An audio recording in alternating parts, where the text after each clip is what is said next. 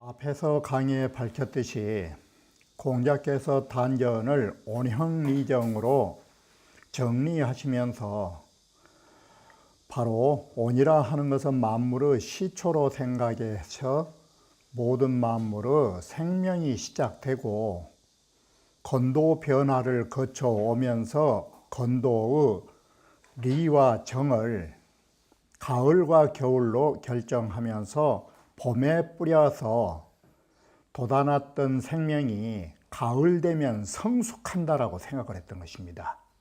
그리고 그것이 다시 내년 봄을 맞이해서 순환하게 된다라고 생각한 것입니다. 그래서 온형리정의 해석이 만물자시라고 하는 바로 비로소 시자로 시작해가지고 각정성명이라고 해서 제각기 모든 생명체들이 자신의 개성과 하늘로부터 주어진 명에 따라서 성숙된다라는 것이 바로 정자 뜻인 것입니다. 바로 뿌린 대로 바르게 성숙한다의 뜻이 각정성명의 바로 정자 뜻인 것입니다.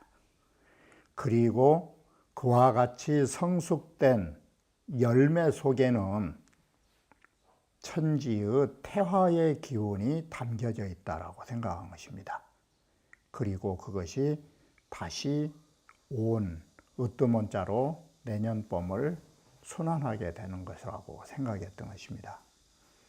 자, 지금 보셨듯이 하나의 생명체가 완성된 것처럼 그러면 성인의 온형리정은 어떠한 것인가? 바로 성인의 깨달음으로부터 성인이 도를 행하시고 리정이라고 하는 것은 어디로 넘어섰냐면 앞에서 항상 그러했듯이 자기의 수양과 자기의 모든 도가 펼쳐지면 그 다음에는 명명덕이 끝나면 신민으로 넘어선다라는 것입니다. 그렇기 때문에 성인의 리정이라고 하는 것은 성인의 지위를 얻어서 바로 지위에 오르시면 거기에서 해야 하는 일이 뭐냐? 모든 만백성 역시도 각정성명을 해서 모두 다 편안하게 되는 것입니다. 바로 추나추동이 생명의 시작으로부터 생명의 성수까지 오듯이 성인의 온형리정 역시도 나와 남이 모두 다 자신의 각득기소를 하는 것입니다. 제각기 그 제자리를 얻어서 모두 다 편안함을 얻는 것입니다. 그것이 성인이 지희를 얻게 되고 그 지희를 통해서 모든 인류가 다 편안함을 얻은 거라고 생각한 것입니다. 그걸 성현의 리와 정으로 처리한 것입니다. 바로 그것이 수출서물이라고 하는 것이, 서물은 수많은 사람들, 수많은 존재들의 맨 위에서 나오니까 맨 윗자리에 계신다라는 것입니다. 이것이 성인의 가을인 것입니다. 이 글을 바꿔 말하면 뭔 말이 되냐면 성인은 높은 지위를 얻으셔서 라는 말이 되는 것입니다. 바로 이와 같이 성인으로서의 지위를 얻으시면 가을이라면 거기에서 얻어지는 게 뭐냐? 만국이 합령하나니라 라고 하는 것이, 이 글자를 여러분이 쉽게 알 수 있는 대학을 빌려서 말하면 만국이라는 말은 대학에서의 천하라는 말하고 같은 것입니다. 만국이 모두 편안하면 뭔 글자가 나옵니까? 평자예요. 이게 평천하예요. 쉽게 표현해 버리면 바로 이것이 성인의 마지막 하시는 일이에요. 이거에 성인의 리와 정이에요.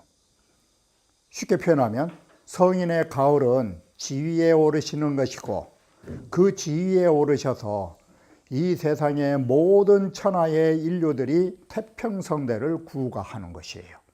이게 마지막 일이에요. 이것이 바로 성인의 리정이라고 말한 것입니다. 이렇게 보시면 수출서물에 만국이 함령하시니라라고 하는 하나니라가 섬으로 맨 위에 우두머리의 자리에 나섬에 만국이 다 편안하게 된다라는 말을 평천하로 보시면 쉽게 이해되는 것이에요. 그래서 수출이라는 말을 여기에 어떻게 썼어요? 이게 성인이 재상하여 고추로 물어내서 고출로 표현했잖아요. 주자가 바로 고출을 말씀하시려고 앞에다가 재상 두 글자를 놨죠. 이게 성인이 가장 우리의 윗자리에 계시다 보니까 그 윗자리가 뭐가 돼? 고출이 되잖아요. 우리 모든 사람들보다 고출하다 이 소리잖아요. 높이 나오셨다고. 마치 그것은 성인이 재상하서 고출함으로 높은 지위를 얻으시면 이렇게 하면 되겠죠. 바로 이것이 효로 보면 어디에 해당돼요? 바로 오효에 해당된 거 아니에요. 오효에.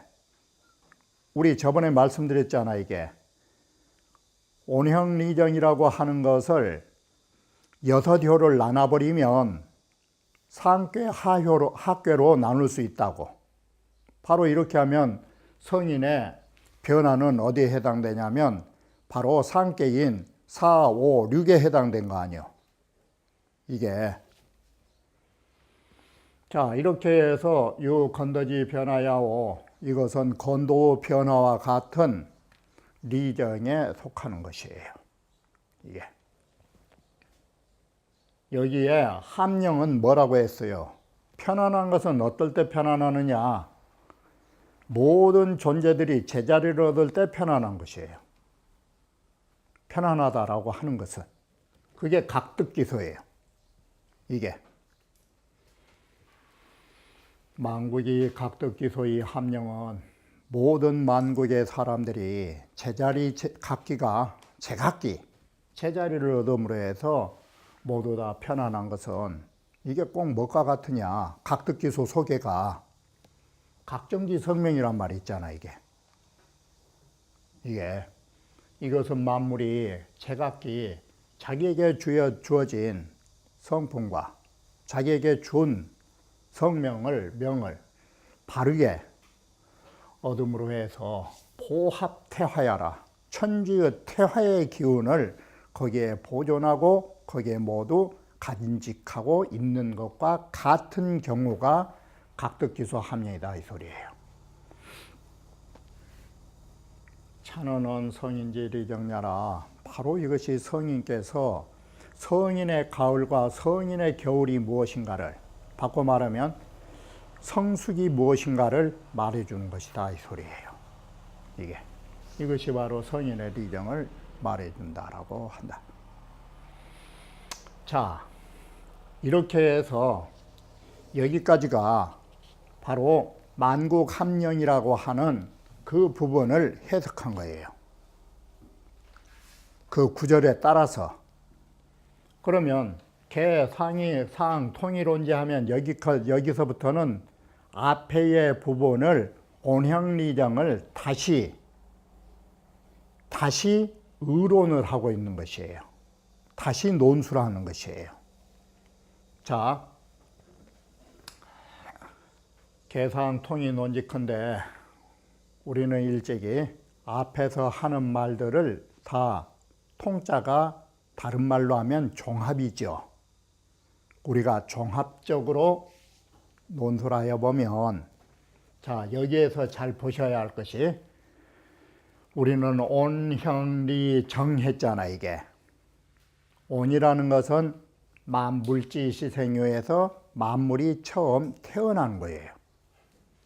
그리고 형이라고 하는 것은 물지 창무라고 해요. 이게 통창하고 무성하다라고. 그러면 이것을 다른 말로 하면 성장이에요. 성장. 리라고 하는 것은 열매가 맺어지는 걸로 향하다라고 쓰는 거예요. 이건 향하다는 뭔 뜻이에요, 이게? 계속 익어간다라는 뜻으로 앞에의 변화에서 뭔 글자에 해당돼요? 변자에 해당되는 거예요. 이 향자의 뜻이 여기가. 그러면 정에 있어서 이 성자 뜻이 이제 알겠죠? 점점 열매가 익어가다가 그게 완성이 되면 우리는 화자라고 했죠. 이게. 그래, 이거 실지성 그런 거예요. 이 말을 우리는 뭐라고 썼느냐? 추나추동을 이와 같은 뜻을 다른 말로 하면 생, 장, 수, 장, 저장한다. 이게 추나추동의 뜻이에요. 이것이 지금 뭘 말하려고 하는가를 우리는 두 가지가 있어요. 첫째, 지금 생장, 수장을 추나추동으로 분리했던 것이에요. 이게 분리해서 봤는데 이 분리 속에는 또 다른 뜻 하나가 있어요. 그게 뭐냐면 가장 가까운 예로 실지기성이면 열매가 이미 완전하게 겨울을 거치면서 익어가면 저기 근처에 달라가야 그 뿌리나 꼭지가 똑 떨어지면서 부종이 생으니 다시 내년에 이것을 씨앗을 뿌림으로 해서 돋아난다라고 해서 순환이 있죠. 이게. 그래서 추나추동을 분리하는 데는 순환의 원리가 있어요. 이게 하나예요. 이게. 그래서 뭐라 그래요, 이게? 차는 사덕지 소위 순환이 무단야라. 이렇게 해서 온형리정의 사덕은 순환하면서 무단이라는 말은 그 실마리를 찾아볼 수 없을 정도로 끊임없이 순환체를 가지고 있다가 이게 첫 번째의 온형리정의 논지의 하나예요. 자, 그러면 두 번째, 이게 첫 번째의 온형리정을 항상 말하는 거예요. 지금 이 논조가 어디에 해당되느냐? 인의예지 사단을 논술해서 각기 부분적으로 말할 때 이 논조를 펼친 거예요. 이게 온형리정을 가지고 말하듯이 인의예지를 그렇게 보는 거예요. 이게. 그러면 두 번째는 뭐가 있냐면 여기에서 전체와 부분서를 가지고 말할 때 인이 전체적 의미를 갖는다가 두 번째예요. 이게 바로 온이라고 하는 것이 나머지 여름과 가을과 겨울을 제어한다라는 것이에요. 연이사자지간에 그러나 이 사덕 온형리정이라고 하는 추나추동 사계절에는 어떤 것이 하나로 관료하고 있는가 하면 생기가 유행하여 초무간단하니 여기에 생기는 뭐예요? 생기가 우리는 생기라는 말을 무슨 말로 많이 쓰고 있는가를 봐요. 여러분에는 생기라는 말은 잘 안 쓰지만 온기라는 말은 많이 써요. 생기가 온기예요. 이 온기가 유행하면서 애시당초 추나추동 네 계절에 간단히 없다가 바로 여기까지 해놓고 말씀드리면 이것이 온이라고 하는 것이 사단이라고 하는 사덕이라고 하는 전체를 포괄하면서 앞에서 말하는 내 통천이란 말 놨었죠. 그것을 재해석하고 있어요. 이건 전체설. 그것을 어떻게 보느냐? 자, 쉬운 표현으로 우리는 추나추동을 생장수장 그래요. 모든 것은 발생하고 커나가고 가을에 걷어들이고 겨울에는 갈무리한다 이런 것이에요. 그럴 때 전체설이 뭐냐? 바로 이 생자가 봄에 난 거죠. 바로 이 봄이라는 것은 생지생이에요. 생명체가 생겨난 거예요. 그럼 여름은 뭐예요? 이 두 글자가 그대로 적용된 거예요. 봄에 났던 것이 커나간 거예요. 그럼 가을은 뭐냐? 생지수. 봄에 났던 것을 가을에 거지를 하는 거예요. 이게. 그럼 겨울도 갈무리한 것은 뭐냐? 봄에 났던 것이 갈무리 된 거예요. 이게 여기서 말하는 생기가 유행하여 초무간단법이에요. 애시당초 조금 더 간단이 없다고. 그러면 이 논조를 어디다 적용해 우리가? 여러분들이 성학십도에서 보셨으면 인설도라고 하는 것이 인이라고 하는 존재를 의, 예, 지 네 가지로 부분적으로 말하는 경우에는 생, 장, 수, 장과 같은 것이 자, 애질이 사랑하는 이치, 그리고 의라고 하는 것은 오르르자는 의질이, 그리고 예라고 하는 것은 경질이, 지혜라고 하는 것은 별질이 그러죠. 시비지심을 별질이라 하니까 이게 치근지심을 우리는 한 글자로 쓰면 사랑의자 쓰죠. 그리고 수어지심은 오르르자를 가지고 이 마땅 의자로 써버렸죠. 이게 사양지심은 경이니까 이런 사단을 하나하나 하면은 애경의별이에요. 이게 부분설이에요. 추나추동 나누듯이. 그러면 우리가 추나추동을 하나로 통합했을 때 모든 생명체의 성장과 추수와 동장이라고 그랬죠. 그러듯이 인간도 마찬가지예요. 사랑이라는 것이 바로 인의 본체인데 여러분은 왜 존경하느냐? 사랑하기 때문에 존경하는 거예요. 여러분은 사랑하기 때문에 미워도 하는 거예요. 정말로 사랑하지 않으면 관심도 없어요. 미워할 생각도 없다고. 그게 수호지심도 사랑을 기반으로 하는 거예요. 이게. 자, 이와 같이 치근, 수호, 사양, 시비 글잖아요. 시비를 모든 일을 옳은 건 옳다 하고 그른 건 그렇다라고 분별하는 의식이 어디서 나오냐? 여러분이 사랑하기 때문에 그런 것이에요. 이것이 생이라고 하는 것이 생장, 수장에 관통하는 것처럼 사랑이라고 하는 것이 경과 의와 별에도 관통하는 것이에요. 이것을 인설도에서 전체로 관통하여 초무간단을 말할 때는 전원지라 하는 거예요. 전체적으로 말한 것이에요. 이게.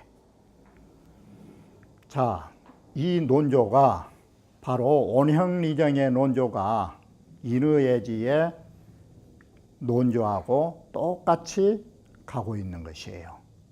그래서 바로 모든 것을 종합하면 온자 하나로 온기라는 말로 나머지 형리정을 포괄하듯이 공자께서 말씀하신 이 어지린자 하나만 말하면 의의 지를 말씀 않으셔도 전체적인 것을 포괄해서 말할 수 있는 것이 바로 전원지, 전체적인 포괄적인 면으로 말한 것이에요.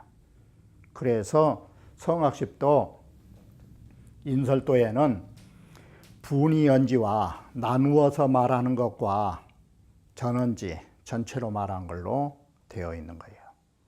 바로 주자께서 쓰신 본인은 지금 여러분들이 보셨던 성학십도의 인설도의 논조와 같은 맥락에서 이 글을 이해하셔야 되는 거예요. 이게. 자, 그래서 이제 인의주로 바꾸면 딱 이러면 되겠죠. 온지소위 포사덕이 인의주로 말하면 인지소위 포사덕이란 말을 하면 되겠죠. 이게. 이렇게 해서 하늘을 다스릴 때는 통천이라 했고 성인은 하늘을 뭐라고 그랬어요? 이 어천이라고 그랬죠. 이게 바로 이렇게 해서 천도를 행하는 거예요.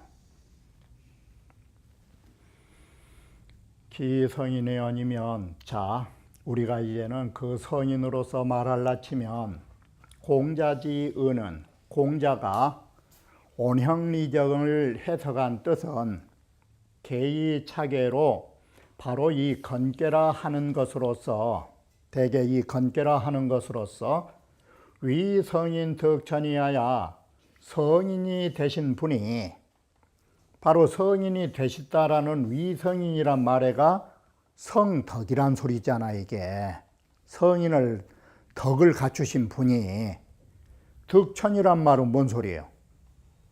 천이라는 소리가 성인이 가셔야 할 천자자리 아니오.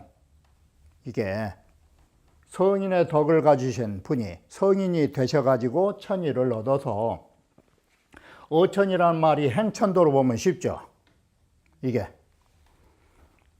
천도를 행하여 천도를 행해가지고 어떤 것이 얻어져요? 치태평이에요. 천하태평이에요. 천하태평을 불러들인다라는 점이라고 생각하신 것이다 이 소리예요. 이게 수기, 문희, 유비, 문왕지구자나 비록 그 공자께서 말씀하신 이 글의 뜻은 문왕의 옛 글과의 옛 글의 본지는 아니에요. 문왕의 본지는 뭐였어요? 저번에 우리 읽을 때 온형하고 리정으로 해석한다고 그랬죠. 이게 크게 형통하고 정도로 한 것이 이롭다가 문왕의 옛적에 말씀하신 본래 뜻이죠. 여기에는 맞질 않은 것이에요. 그러나 우리는 문왕의 주역은 문왕의 주역대로, 공자가 말씀하신 주역은 공자의 주역대로,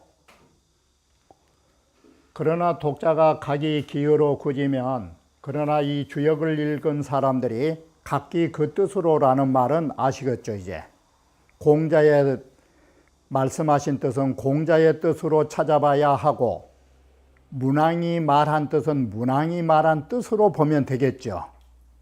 각자 분리해서 보면 되는 거예요. 각기 그 기자 그분들의 뜻으로서 추구하여 보면 그래서 공자는 공자 뜻으로 문왕의 뜻은 문왕의 뜻으로 추구하여 본다면 병행이 불패가 뭐예요? 공자주역은 공자주역대로 문왕주역은 문왕주역대로 똑같이 우리는 함께 놓고 보면서도 그 논리의 구조나 그 의미가 서로 어긋난 바가 없다 이 소리예요. 이게 그와 같이 앞으로 보게 될 권계도 방차하다. 권계도 이와 같은 의미에서 논술되었다라고 말하는 것입니다.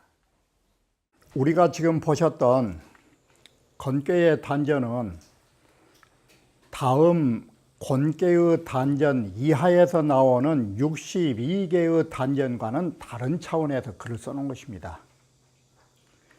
운봉호 씨가 이 단전 밑에다가 글을 썼기에 여기에 앞서서 여기에 붙여서 해석하고 있는데 이 부분은 실제로 둔께에부터 적용된 것입니다. 둔께를 할 적에 다시 말씀드리겠지만 공자께서 단전을 쓰신 것은 형식이 있는 것입니다. 형식이 두 가지 형식이 있는 것입니다. 건곤죄는 예외고 자둔 이하는 둔죄로부터 이하의 나머지 62개 전체가 어떤 구성 요소를 가지고 공자가 단전을 쓰셨냐면 두 가지 원칙에서 단전을 쓰신 거예요. 예, 분작 양절이라 을의 62개는 의례적으로 모든 의례적으로 양절로 나누어 쓰고 있다. 그 양절이 뭐냐면 첫 번째가 석괴명, 괴명 해석이다. 괴명의 해석이 이 1절이다. 바로 괴명 해석이 앞부분이에요. 그리고 두 번째, 석괴사, 괴사를 해석하는 거예요. 이게 1절이다. 이게 이 두 가지 원칙하에서 공자의 단전은 다 써 있어요. 그러면 석괴명은 뭔 뜻이냐? 다른 말로 하면 이것은 성괴지유 그래요. 항상 그 괴가 만들어진 유래를 밝히고 있어요. 괴명을 해석한 소개가. 이게 반드시 원칙이에요. 그래서 괴명을 해석한 데는 다른 말로 하면 성괴지유, 성괴지유, 괴가 만들어지는 연유를 쓰고 있다 이렇게 보시면 돼요. 괴사의 해석은 뭐냐? 치계지도, 바로 그 괴를 다스려 나가는 도. 이게 예를 들어 둔이라든지 이 송이라든지 하면 송사를 다스려 나가는 도를 괴사 해석으로 하고 있다 이렇게 보면 돼요. 다른 말로 하면 치계지도라는 것은 뭐냐면 처리하는 방법. 이게 그래서 괴명 해석은 괴가 만들어지게 되는 연유, 괴사의 해석은 처리하는 방법. 이 두 가지가 단전의 원칙이에요. 여기에서 그 글을 한 부분을 더 넣어서 본다면 이 두 가지가 원칙인데 단전을 쓰시면서 공자가 한 부분을 더 한 게 있어요. 간혹, 찬탄한 부분이 있어요. 이 괴명 해석 외에도 이렇게 해서 괴를 찬탄한 부분으로 모든 괴에 적용은 안 되지만 그런 찬탄 부분이 있다라고 하는 것이에요. 그래서 크게 보면 세 부분이고 대체적인 괴는 이 두 부분으로 해석되어 있어요. 이것을 놓치시면 안 돼요. 이게. 그래서 혹 괴사의 유 미진자를 종이 추강진이 때로는 이 괴사에서 이 말은 뭔 말인지 아시겠죠? 문왕의 단사에서 미진한 부분이 있는 것들을 종이 추강지 하나니 공자께서 뒤따라서 부연 설명을 했다라는 말이 추강지겠죠. 미루어서 자세히 말씀하신 부분이 있어요. 그러니까 단전이라고 하는 공자의 전은 어떤 성격을 갖느냐? 바로 문왕의 단사를 해석함과 동시에 보완한다라는 의미를 갖는 거예요. 이게. 여기에 미진 부분을 추강지라는 소리가 단사의 미진 부분은 공자께서 보완한다 뜻인 것이에요. 이게 단전의 의미예요. 예를 들어서 건괴문헌과 건괴나 건괴만 문헌이 있어요. 이 경우도 있고 본의에서는 주자는 이를 어떻게 해석하냐면 단분, 괴체, 괴상, 괴덕, 괴변으로 괴변하나니 바로 괴명의 해석이나 이 괴사를 해석하는데 주자는 또 주를 쓰는 방법이 있어요. 공자께서는 이 두 가지 원칙인데 주자는 주를 쓰실 적에 몇 가지 원칙을 갖고 있느냐? 한 가지, 두 가지, 세 가지, 네 가지예요. 이 네 가지의 원칙에 의해서 주자는 본의를 써요. 다시 말하면 단전 해석을 주자는 뭐라고 해요? 이 네 가지 원칙으로 분석한다 이렇게 아셔야 돼요. 이것이 기본 틀이에요. 이걸 놓치면 안 돼요. 이렇게 해서 주자는 이 네 가지 원칙으로서 주를 쓰시기 때문에 여기에 단자는 단전인지 알고 아시겠죠? 바로 공자 단전의 뜻이 이 네 가지로 분석하고 나니까 모두 다 극진하다 이 소리예요. 이게 원칙이에요. 여러분들이 앞으로 단사를 해석하실 때 공자의 원칙 두 가지와 주자가 주를 쓰실 때 하는 분류 방법 네 가지를 가지고 바로 단전은 해석되고 있다는 점을 놓치시면 안 돼요. 이것이 주역을 배우는 데 하나의 원칙이에요. 그러면 다음 강좌에서 이어 말씀드리기로 하겠습니다.